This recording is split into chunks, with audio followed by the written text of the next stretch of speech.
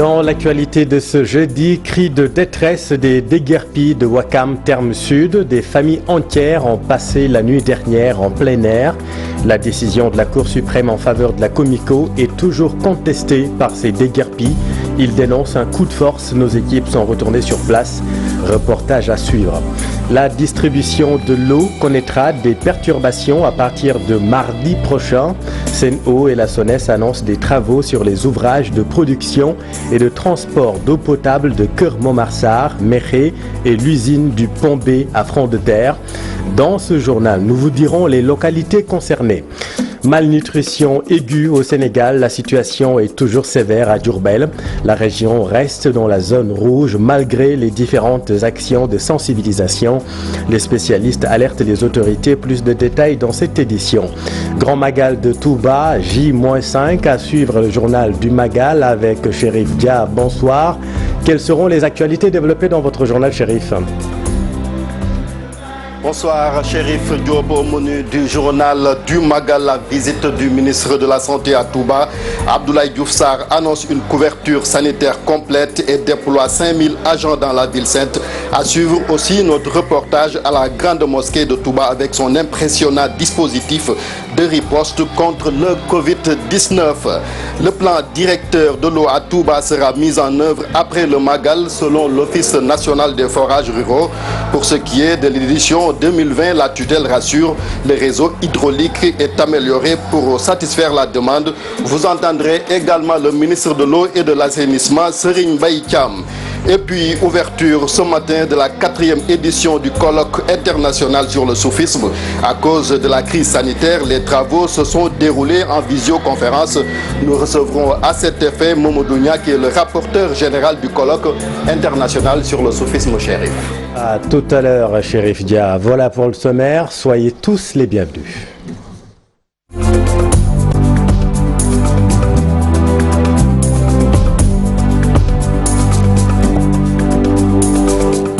Ils l'ont très amer au lendemain de leur expulsion du terrain de la Comico à Ouakam, Terme Sud.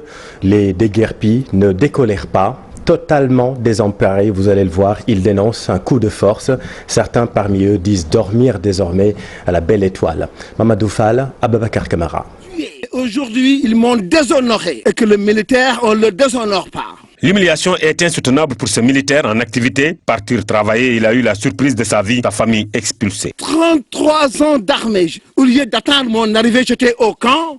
Je me suis levé à 4h30 du matin et c'est mon réveil de tous les jours. Il n'est pas le seul dans cette situation. Cette veuve désemparée ne sait plus à quel sein se vouer. Sa famille est expulsée malgré le lourd investissement fait par son défunt époux. J'ai perdu mon mari depuis le mois de janvier dernier. Aujourd'hui, je n'ai nulle part où aller. Je m'en remets à Dieu. Ma famille est là, désemparée. Tout ce que nous avions, nous l'avons investi ici. La colère et le désespoir sont les sentiments les mieux partagés au Terme Sud. Certains sont allés même jusqu'à affirmer que les autorités ont vendu ce site. C'est inhumain ce qu'ils ont fait. Nous avons les preuves. Ils ont bel et bien vendu le site. Tout ce qu'ils racontent, c'est archi faux. Un site qui aujourd'hui doit leur appartenir si on se fie au droit de préemption. Ils ont un droit de préemption, c'est eux qui ont le premier droit sur ces terrains. Aujourd'hui, on les écrase au profit des riches. Comme pour attester les propos de Fadel Barro, le pilote à la retraite sort ses preuves. C'est un coup de force parce que ils disent que ici, c'est un... D'abord, il a dit à la TFM qu'il avait acheté, on les avait donné à titre onéreux, le 1143, la Comico. Mais c'est la déclaration de la DIRPA. Oui, mais c'est pas vrai. Et je le montre sur les papiers. Les habitants du Terme Sud fustigent l'attitude des autorités sénégalaises. D'ailleurs, ils souhaitent que le président de la République réagisse le plus tôt possible avant que cela ne soit trop tard. Au Terme Sud, des familles vont encore passer la nuit à la belle étoile. Merci beaucoup Mamadou. Pour cette colère à Fouloum, c'est dans le département de Tivaouane, les populations ont manifesté pour réclamer de l'électricité. Pourtant, l'agence de l'électrification rurale a entamé des travaux dans la zone, mais le projet est à l'arrêt depuis 2 ans maintenant et les populations s'impatientent. Cher Anta Diop, c'est la tire. À 7 km de Mont-Roland, le village de Fouloum, avec ses 10 000 habitants, est plongé dans les ténèbres faute d'électricité. Une situation déplorable déploré par les populations qui ont exprimé leur colère au niveau de la grande place publique. Les populations de Fouloum pointent du doigt le promoteur sélectionné pour l'électrification du village. Depuis 2018, le directeur de l'ASER, en l'occurrence M. Baba Diallo, avait fait une descente au niveau du village. Il nous avait promis d'électrifier le village dans un délai de 3 mois. On a constaté une lenteur sur le projet. L'entrepreneur avait démarré le chantier, mais il s'est trouvé que depuis lors il y a eu un arrêt. Suite maintenant aux informations reçues de la part des autorités, ils nous ont informé que le seul ressort de la lenteur relève du domaine de M. Mandiaye Kébé, parce que c'est lui qui est chargé de l'exécution de ce programme. M. Mandiaye Kébé, il est conseiller à la présidence, il est le maire de Fass-Borigo, il est en même temps député. Selon le représentant des jeunes, Fouloum est complètement oublié. La route reliant Morolan à Fouloum est impraticable. En quittant Morolan, vous passez par Ndiaye-Bob, Fouloum, Niahib jusqu'à Pout. Donc c'est une zone à vocation agricole. Et la production, elle est forte. Nous lançons un appel auprès du président de la République pour qu'il puisse faire le bitumage de la route. C'est inacceptable selon ces jeunes et notables du village que des populations qui habitent à 7 km de leur chef-lieu de commune vivent ces calvaires au quotidien. Merci beaucoup, cher Anta. Prenez vos dispositions en constituant des réserves d'eau. La Sen'Eau informe que la distribution de l'or bleu connaîtra des perturbations allant d'une faible pression au manque d'eau totale dans les localités desservies par les conduites du lac de Guiers, dans les régions de Thiès, Louga et Dakar.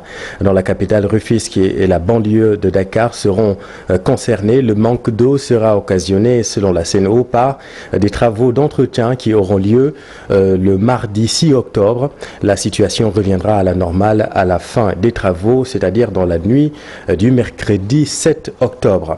Et pour régler justement définitivement la lancinante question de la distribution de l'eau au Sénégal, les autorités, vous le savez, fondent beaucoup d'espoir sur KMS3, la 3e usine de Kor Momarsar. En visite sur le chantier, le PCA de Sen'Eau en est convaincu. Le manque d'eau sera derrière nous avec cette usine. Voyons tout cela avec Thierno Fall. En visitant KMS3, nous nous sommes rendus compte que le président de la République a voulu aller au-delà de régler les problèmes d'une manière spontanée, mais avec des investissements structurés. Le chef de l'État veut régler définitivement le problème d'approvisionnement en eau au Sénégal. Nous sommes sur les chantiers aujourd'hui que nous avons visités. Nous avons vu que KMS3, une fois en service, va juguler complètement ce manque d'eau qu'on avait remarqué dans certaines villes, mais on va aller même au-delà de ce manque d'eau, c'est-à-dire nous allons régler définitivement le problème de l'eau avec des investissements comme l'usine de dessalement des eaux de Dakar qui viendra aussi s'ajouter à la production pour permettre à tous les Sénégalais de disposer de l'eau potable. Pape Gorgendong, le PCA de Sen'Eau, interrogé par notre correspondant Thierno Fall à Louga. Allons maintenant à Matam pour évoquer ces dégâts enregistrés depuis le début de l'hivernage. Là-bas, des pistes ont été emportées par les eaux, des ponts se sont effondrés, des routes coupées. Le directeur des routes, justement, met en cause les entreprises en charge des travaux de la route nationale numéro 2. En visite de terrain, Mamadou Alassane Camara a annoncé par ailleurs le démarrage imminent des travaux de construction de la route de Dandemayo. Ali Bandeliank. Était marqué par beaucoup de perturbations du trafic routier. Mais aujourd'hui, c'est les lenteurs et le retard apportés à la réalisation de la route nationale numéro 2 qui attirent les attentions. Des populations qui ont vécu une saison de pluie particulièrement douloureuse avec une route chaotique. Les déviations étant emportées par les eaux, cette route se retrouve dans un piteux état. De Tchilogne à Ourossogui, il faut un véritable parcours du combattant. Solutions. Mais le premier constat que nous faisons, c'est que ce chantier, il est pratiquement arrêté. Nous pouvons comprendre que nous sommes en période d'hivernage. Effectivement, cette période n'est pas propice à la mise en œuvre de certaines couches, notamment la couche de base. Mais il y a quand même des activités qui peuvent se poursuivre pendant cet hivernage, notamment la construction des ouvrages hydrauliques, des travaux de traitement des blocs techniques, parce que ce n'est pas des travaux qui se font de façon continue. Et nous constatons malheureusement qu'à ce niveau, les équipes mobilisées sont très faibles. Et nous ne manquerons pas de faire des recommandations dans ce sens pour que l'entreprise se mobilise davantage pour nous permettre quand même de terminer ce chantier dans le délai en tout cas prévu. Compatissons parce que le projet a trop duré. Il a démarré depuis le mois de mai 2018. On est en fin 2020 pour un délai initial de 16 mois. Effectivement, il y a les modifications dont j'ai parlé tout à l'heure, mais aussi des défaillances constatées au niveau de l'entreprise qui ont impacté le projet. Mais je pense qu'à partir d'aujourd'hui, nous sommes en train de sortir de l'hivernage, que l'entreprise prendra des dispositions nécessaires pour nous permettre de finaliser ce projet qui n'a que trop duré. Le directeur des routes, qui vient secouer l'entreprise en charge des travaux, s'est aussi prononcé sur le projet de réalisation de la route du Dandemayo. Et à la fin de l'hivernage, le ministère des Infrastructures et de l'Équipement a déjà mis en œuvre un programme de reconstruction des ponts de Dialoubé et de Léwé, mais surtout le raccordement des différents axes coupés. Merci beaucoup Ali. Venons-en à la difficile insertion des diplômés en arabe au Sénégal. De 2014 à 2020, ils sont 12 000 diplômés sans emploi et les facteurs bloquants sont multiples et de faibles opportunités s'offrent à eux après l'obtention du baccalauréat arabe. Vous le savez, hier en Conseil des ministres, le chef de l'État a invité le gouvernement à veiller à la situation des arabisants en matière d'éducation, de formation, d'entrepreneuriat et d'insertion. Voyons tout cela avec Aminata Mbaresso et Amadouba. Mais il indique que depuis l'instauration du baccalauréat arabe en 2014, ils sont environ 12 000 diplômés sans emploi. Depuis 2014, de 2014 à 2020, nous avons recensé environ 12 000 demandeurs d'emploi. Ils ont tous obtenu leur baccalauréat entre 2014 et 2020. Et la plupart est âgés entre 30 ans et 35 ans. Une difficile insertion dans les universités, mais aussi dans les instituts privés d'enseignement supérieur. Ces bacheliers arabisants ont la possibilité d'intégrer les universités, mais ce n'est pas un grand nombre. Autre difficulté dans les universités, la non-maîtrise de la langue française. Les autres qui ont été orientés dans les instituts privés ont du mal à suivre certaines filières comme le marketing, la communication ou le commerce international. Et là, ce sont des filières auxquelles ils n'ont jamais été initiés.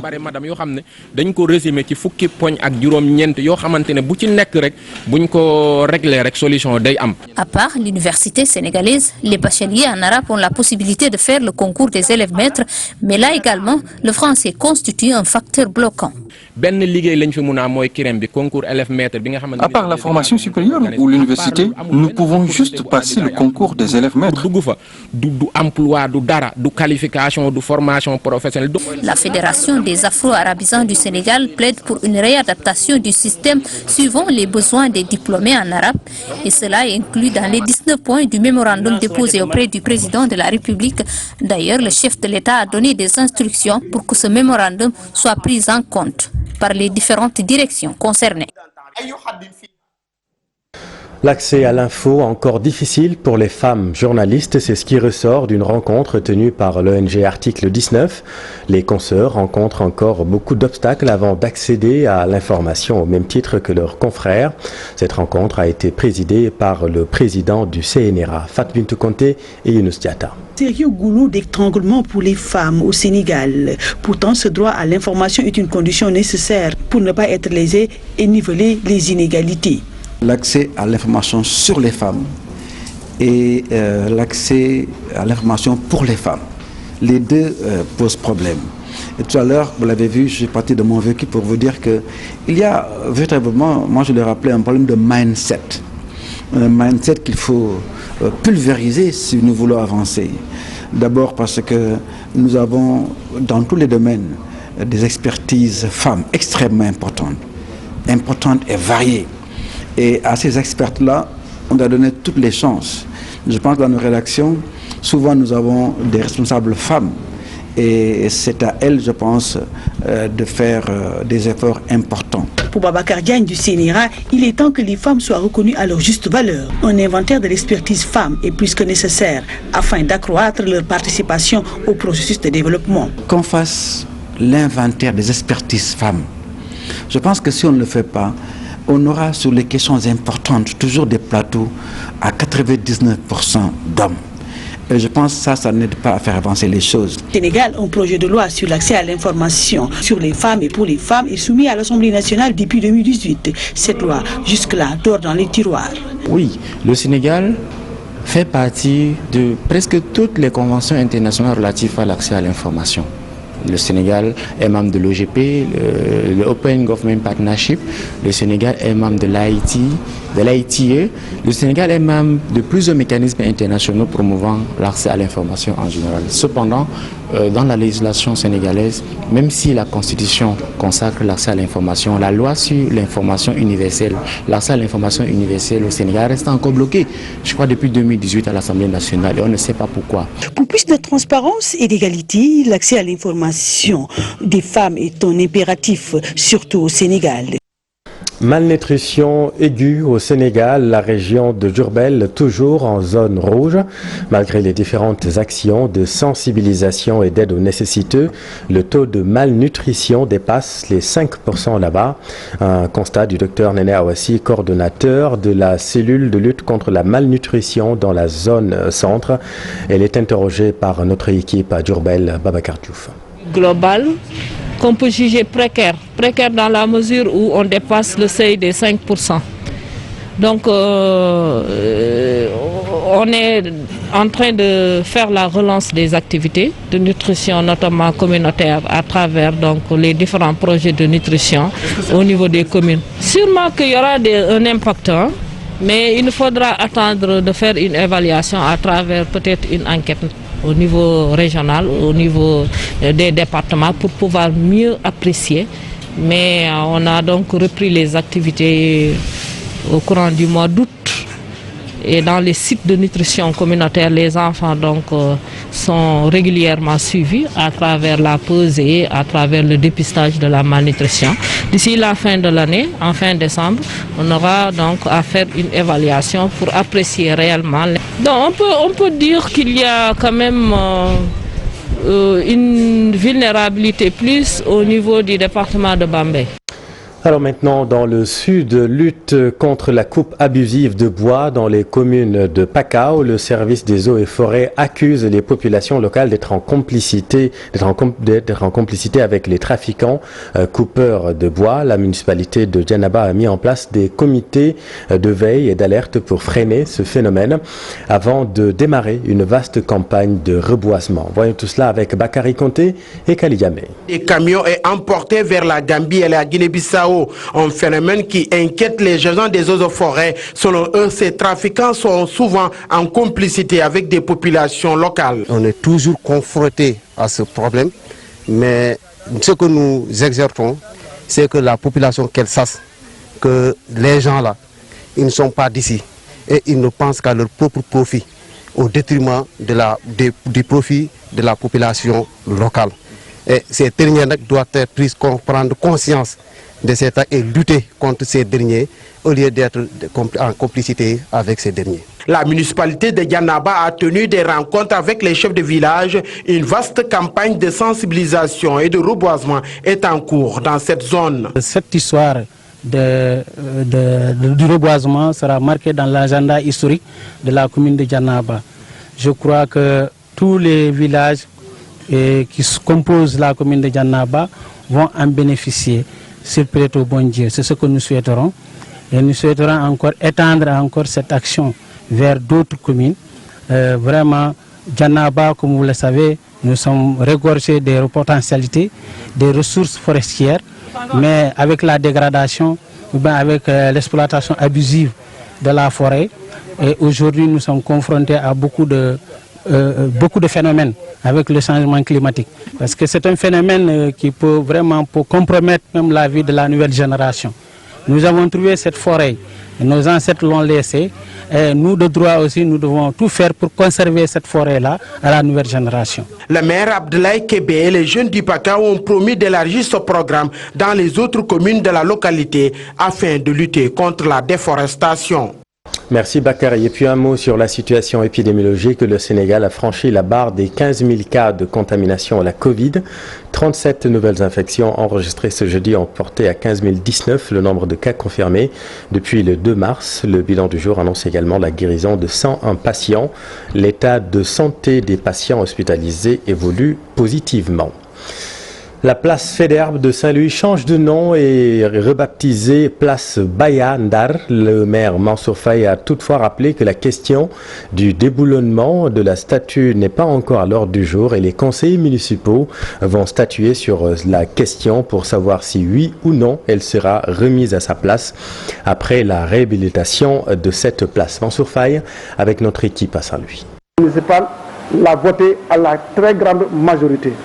Et c'est ça, en tout cas, ce que nous avons retenu à l'issue de ce conseil municipal. En attendant que les travaux donc, se terminent, nous avons un nom. Et ce nom, en tout cas, le jour où les travaux seront livrés, nous allons organiser, en tout cas, une rencontre assez importante pour baptiser effectivement la place Faidherbe, la place Baya Ndar. Vous savez, la question de la statue n'a pas été évoquée pour le moment. C'est une question qui est renvoyée ultérieurement. La statue est au niveau donc, du centre du CRDS. On me l'a dit. Non pas qu'on discutait de l'enlèvement ou non de cette statue. Tant qu'on ne discutera pas de ça, on peut considérer qu'elle est toujours là et sera toujours là. Si maintenant on décide, le conseil décide avec des concertations à l'échelle de la commune du déplacement de cette statue, on le fera, on fera ce déplacement-là. Si les populations décident que la statue va rester, naturellement, elle restera. Dans l'actualité sportive, les Sénégalais vont s'affronter en Ligue des Champions. Le tirage au sort a eu lieu tout à l'heure à Genève. Dans le groupe E, par exemple, Edouard Mendy, le Néo Blues, va affronter son ancien club, le Stade Rennais. L'actualité sportive, c'est également les adversaires du Sénégal en match amical. Le Maroc et la Mauritanie ont respectivement convoqué 26 et 24 joueurs, dont des néophytes comme Mounir El Haddadi, côté Lion de l'Atlas, et Idrissa Thiam chez les Mourabitoun. Le round-up de l'Actu Sport avec Chersadi Boudjara. Du côté de la Mauritanie sont sélectionnés pour défier le Sénégal, respectivement le 9 et le 13 octobre prochain. Dans la liste des Marocains, 7 joueurs font le retour en sélection, comme Zakaria Labiat de l'Ajax Amsterdam, alors que l'ex-international espagnol Mounir El Haddadi du FC Séville fait sa première apparition grâce à l'assouplissement des règles du changement de nationalité sportive. Chez les Mauritaniens, un néo-international Idrissa Thiam de Cadiz en Espagne et la présence de tous les cadres de l'équipe nationale, Adamaba, Abdoulba, entre autres. Pour le Sénégal, le sélectionneur Aliou Cissé tarde encore à rendre publique la liste des Lions. En attendant, des photos des nouveaux moyens de l'équipe nationale de football ont fuité sur le net. Toujours du blanc pour les matchs à domicile et du vert à l'extérieur. La Côte d'Ivoire a aussi procédé à la publication de la liste des éléphants pour les matchs amicaux face à la Belgique et le Japon de ce mois d'octobre. Une grosse surprise, le retour en équipe nationale de Zervigno, 33 ans. L'ailier de Parme AC n'était plus appelé depuis novembre 2017. En Europe, les poules de la phase de groupe de la Ligue des Champions 2020-2021 sont connues. Il n'y a pas un groupe de la mort, mais des retrouvailles entre équipes, stars et beaucoup de duels sénégalo-sénégalais. Dans le groupe G, la Juventus de Cristiano Ronaldo et le FC Barcelone de Lionel Messi partent largement favoris. De même que le tenant du titre, le Bayern Munich et l'Atlético Madrid dans le groupe A et le Real Madrid et l'Inter de Milan dans le groupe B. Le groupe C va offrir pour sa part de nombreux duels entre Sénégalais avec Mamadou Loumdiaye du FC Porto, Ousseinouba Pape Abdou Cissé de l'Olympiakos de Pirée et Pape Gueye de l'Olympique de Marseille qui vont se battre pour le deuxième ticket derrière Manchester City. Sadio Mane et Liverpool démarrent dans le groupe D en lutte avec Atalanta de Bergame et Ajax Amsterdam, deux équipes capables de surprendre. Le groupe E réunit Chelsea d'Edouard Mendy et le Stade Rennais Football Club d'Alfred Gomis, les deux gardiens de but concurrents en équipe nationale du Sénégal. Youssouf Badji et Crépin Diatta du club Bruges partent à l'assaut du Borussia Dortmund, du Zénith et de la Lazio de Rome dans le groupe F. Le groupe H occasionne les retrouvailles entre le Paris Saint-Germain et Manchester United, le Paris Saint-Germain et Leipzig. Il oppose également Idrissa Gana Gueye et Demba Ba d'Istanbul Basaksehir. La phase de poule débute le 20 octobre prochain pour prendre fin le 9 décembre 2020. Merci cher Sadibou, c'est la fin de cette édition. Merci de l'avoir suivi. L'info continue dans Soir d'Info avec vous, Aram. Vous recevez Monsieur Bamba Kassé.